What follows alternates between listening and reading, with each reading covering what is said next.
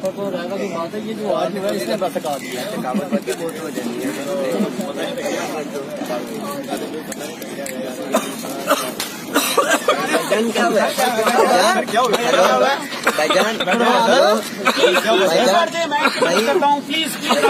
please پیچھے ہٹ جائیں please relax ہو جائیں ریلیکس کچھ نہیں ہوا پریشان نہیں ہونا پلیز ریلیکس ہو جائیں relax please I am Farooq I am trained rescuer please ذرا چھوڑ دیں میں آپ کی مدد کرتا ہوں کچھ نہیں ہوگا بالکل کچھ نہیں ہوگا ریلیکس ہو جائیں تھوڑا سا آگے ہو جائیں پریشان نہیں ہونا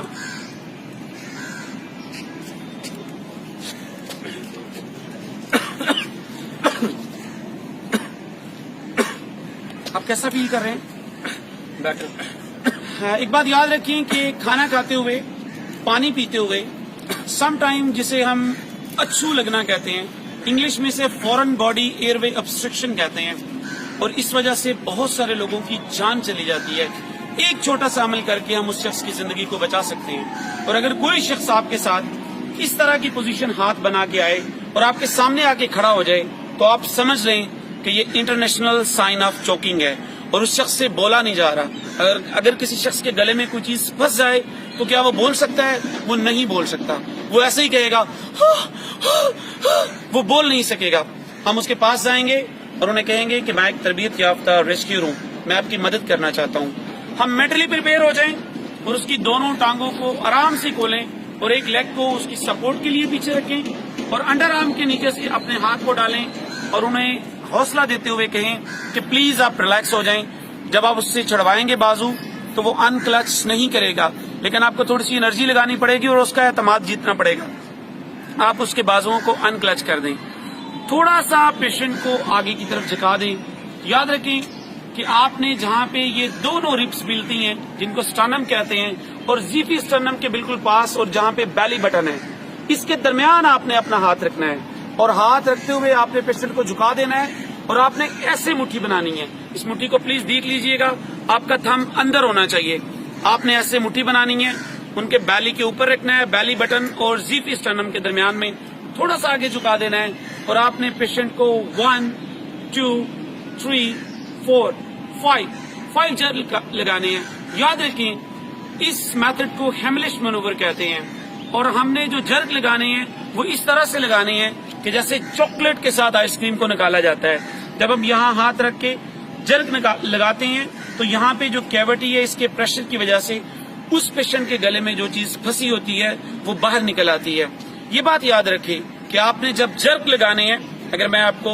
وداؤٹ پیشنٹ ڈیمو دوں تو اچھے جرک لگانے ہیں لائک دس 1 2 3 4 اس طرح سے جرک لگانے ہیں اور جب تک ریسکیو 1122 اور کوئی میڈیکل ایمرجنسی پہ رسپونڈ کرنے والی سروس نہیں پہنچتی آپ نے یہ عمل جاری رکھنا ہے اس سارے عمل میں ایک بات انتہائی قابل توجہ ہے کہ یہ ہو سکتا ہے کہ آپ کے پیشنٹ کے گلے میں پھنسی ہوئی چیز نہ نکلے اور اس کو جو اچھو لگا ہے وہ اس کے لیے جان لیوا ثابت ہو تو آپ نے مینٹلی پریپیئر رہنا ہے اگر اس کے گلے کا رستہ سانس لینے کا کھلا نہیں ہے تو وہ پیشنٹ انکانشیس ہو سکتا ہے تو آپ کی یہ جو لیگ ہے اس لیگ کو آپ نے دونوں ٹانگوں کے درمیان میں رکھنا ہے تاکہ اگر وہ پیشنٹ گرے تو اس کو مزید انجری نہ ہو اس کو اسپائنل انجری نہ ہو اس کو ہیڈ انجری نہ ہو اور اگر وہ انکانشیس ہوتا ہے وہ گرتا جاتا ہے تو آپ نے اس کو اپنی ٹانگ کے اوپر سپورٹ کر کے اسے آرام سے نیچے لٹا دینا ہے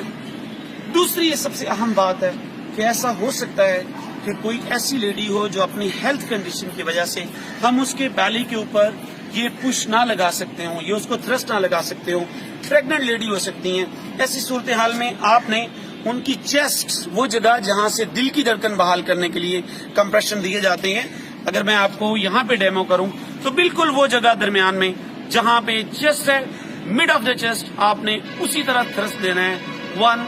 2 3 4 5 یاد رکھیں کہ جب تک ان کے گلے کی چیز نکل نہیں آئے گی تب تک ہم ان کو تھرسٹ دیتے رہیں گے یہ ایک اتنا چھوٹا عمل ہے لیکن اگر بر وقت کر دیا جائے تو کسی کی جان بچائی جا سکتی ہے چھوٹے چھوٹے عمل کر کے ہم انسانیت کی خدمت کر سکتے ہیں اور ان چھوٹے چھوٹے ایکشنز کو اگر ہم اپنے بچوں کو اور بڑے کو سکھائیں تو کسی بھی وقت وہ انسانیت کی خدمت میں اپنا کردار ادا کر سکتے ہیں بہت شکریہ